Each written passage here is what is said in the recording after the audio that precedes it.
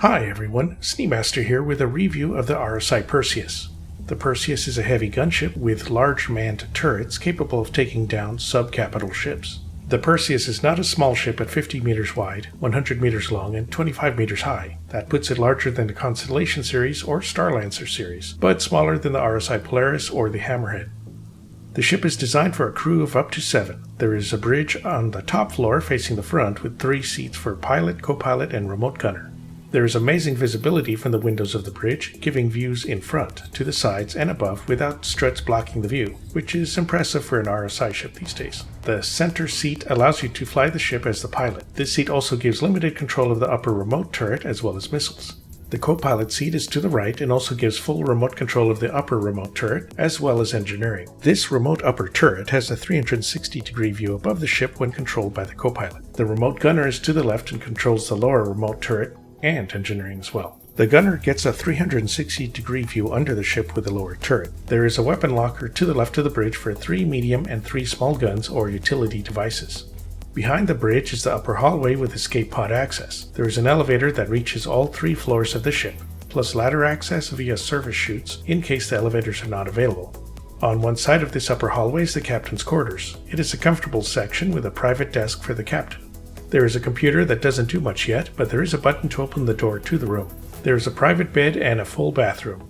There's a bench here for people to sit as well as a suit locker. There's also a gun rack here for 2 medium and 4 small guns or utility devices. There is gear stowage for the captain of 1200K micro SCU, which is pretty decent. In the upper hallway, there's also an airlock that leads outside the ship for anyone needing to access the exterior upper half of the ship. There are walkways on top of the ship a player can walk on to get to the upper front or back. Very useful for damage control or doing EVA walks. There's an elevator from the upper floor down. You can reach the middle floor, called the main deck. On one side of the hall, you have living quarters for the rest of the crew. This section includes 6 bunk beds, each with their own gear stowage lockers on the side of each bunk. There are 2 benches here for sitting and a shared bathroom with toilet, sink, and shower. There's a door in this room that leads to an armory with gun racks for multiple small, medium, and large guns and utility devices. There's also 6 suit lockers here too. On the other side of this floor is the mess hall with a kitchen, a large table, and seats. There's some storage spots for food as well as a pool table. There are more escape pods in this hallway. In the back of the main floor hallway is the engineering room with component access points and fuse box. There's an engineering computer here too. In the middle of the hallway you can get to the cargo bay. The cargo bay is 2 levels high from the main floor to the lower floor. The cargo bay can hold 96 SCU of cargo or vehicles such as the Ursa Rover and Greycat MTC or MDC vehicles.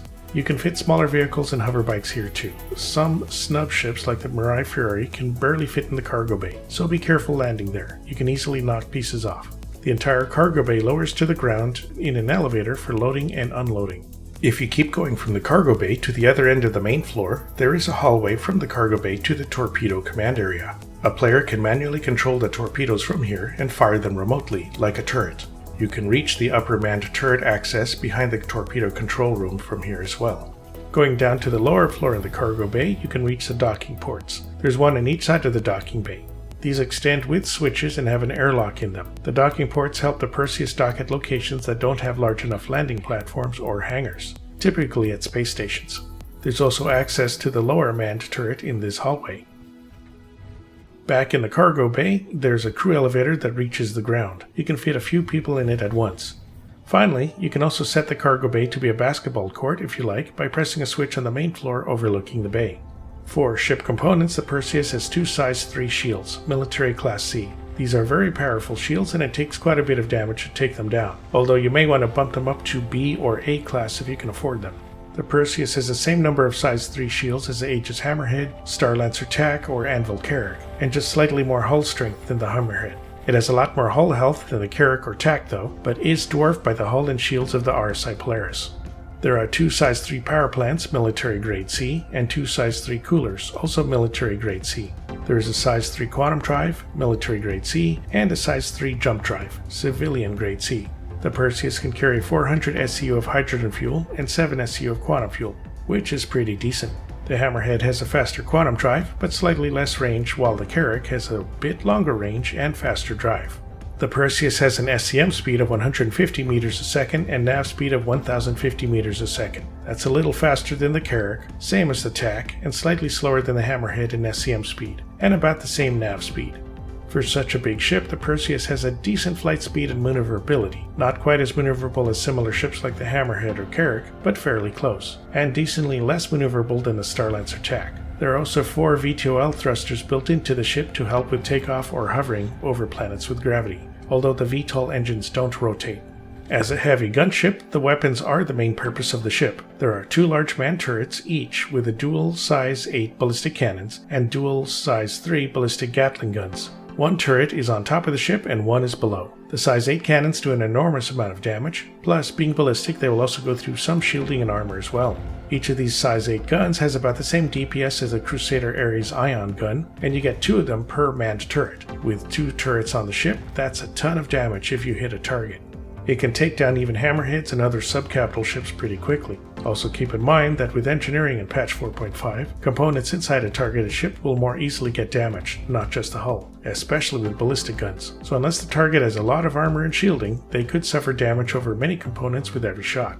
Little ships will get damage all over their ship, since the explosive shot blast is so wide. Just keep in mind the turrets are a little slow to aim and the guns don't fire very quickly, so it works better at hitting larger and slower targets unless you get a lucky shot.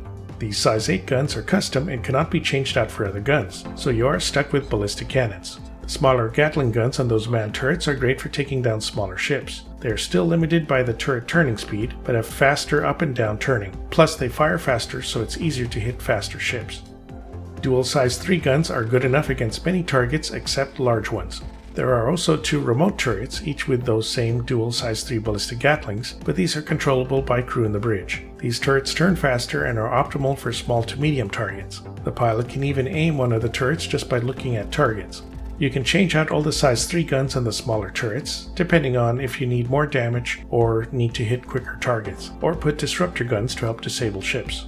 There are also 6 point defense turrets scattered around the ship, each with a single laser repeater on them. The PDCs are great against missiles, torpedoes, and the very lightest of ships, and you can change them out to ballistic or missile versions if you need to. Finally, the Perseus also has 20 size 5 torpedoes that can be fired either by the pilot or from the torpedo control panel. They can do a ton of damage to non-capital ships, but are not as agile as smaller missiles, so more agile fighters could dodge them. They are good at taking down shields and components on ships to disable them for boarding, if it doesn't blow them up first. The Perseus has a very aerodynamic and triangular shape, similar to other recent RSI ships, plus the large engines in the back. The ship looks very tough and armored, but it still has great visibility for the bridge crew and manned turrets. The Perseus is not a cheap ship. It runs for $800 on the website, and Warbond goes for $700. It is only available to buy during time limit events like IAE or whenever RSI combat ships go on sale. It is not available to buy in-game yet, but I expect to be able to buy it in places like Area 18 in a future patch. The ship has a standard gray paint by default, but you can get other paints for it. There's the gray, blue, and red Resilient paint, the tan, red, and blue Repute paint, the gray, black, and white Flintlock paint, the black and red Deadfire paint, the red, gray, and black Insight paint, only for Warbond, and finally the white and gold Huron paint, only for concierge members. All of these paints look amazing for the Perseus, and there's so many of them compared to ships like the Polaris that has very few paints. In usage, the Perseus can be used for multiple purposes. Of course, it can be used to fight other non-capital ships. Anything smaller than a Polaris is fair game for the Perseus, and even the Polaris can be taken down with enough shots. The multiple turrets and missiles make it great all around against all sorts of ships, although fighters might be fast enough to dodge the large guns. The point defense turrets definitely help take down incoming missiles and torpedoes. The Perseus could be used by military orgs, self-defense forces, or pirates for taking out other large ships. It can patrol large areas of space before having to return to refuel and rearm, and support a crew for long distances. It can function as a bounty hunter for criminals with tougher ships. You can also use the Perseus as a convoy ship, as it can keep up with most cargo ships and keep them safe with all the turrets. You can also use the Perseus to take out or soften ground targets and installations, especially turrets. The large guns and heavy shields mean it can dish out damage against big ground turrets while not getting too much damage in return. Of course, depending on your angle, it's possible to only aim one large turret at a time at the ground. The Perseus would also be great for exploration and looting with the long-range fuel tanks, decent cargo bay, and the ability to carry ground vehicles. The heavy shields, armor, and weapons mean it can go exploring even dangerous locations. The large armory and decent crew size means you can take a large party of players down to the ground locations or derelict spots while fully armed. You can use the Perseus as a cargo ship or transport, but it won't hold more than a Constellation series ship could. It will also just be more armed and armored than one, with the cost of slower speed. You can carry some passengers on the ship like an armored passenger ship at worst case. You can use the Perseus as a blockade runner or smuggler in this capacity. It's not super fast, but all the turrets and shields should keep pesky enemies away long enough to quantum out with any goods or passengers. You could also place the Perseus near some ground or fixed space location and use all the turrets to protect the area from incoming missile or torpedo fire, like a giant mobile space fortress. There are some drawbacks, of course. First, there are no medical beds on the ship. If crew gets damaged, you'll be limited in healing them unless you carry an Ursa medical rover in your cargo bay, and therefore losing some cargo space. Also, the ship is not very fast, so fighters can definitely fly around it. Sure, the shields are tough and the point defense guns will help, but fighters or bombers with heavy or long-range weapons could potentially cause you trouble. Crusader Ares fighters could do a lot of damage.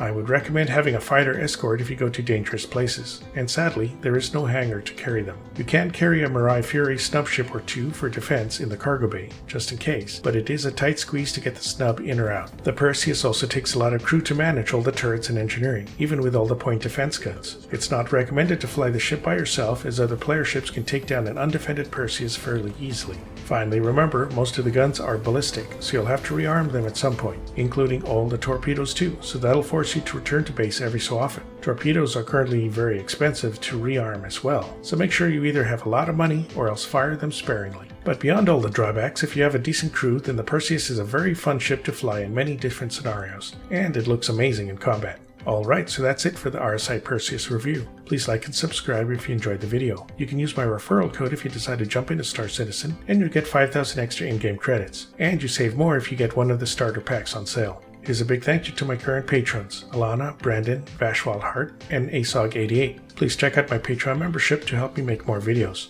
All patrons and members will have their names listed at the end of my videos and get access to my Discord channel. Patrons can join my Discord and request particular videos for me to make, so let me know what you'd like to see next.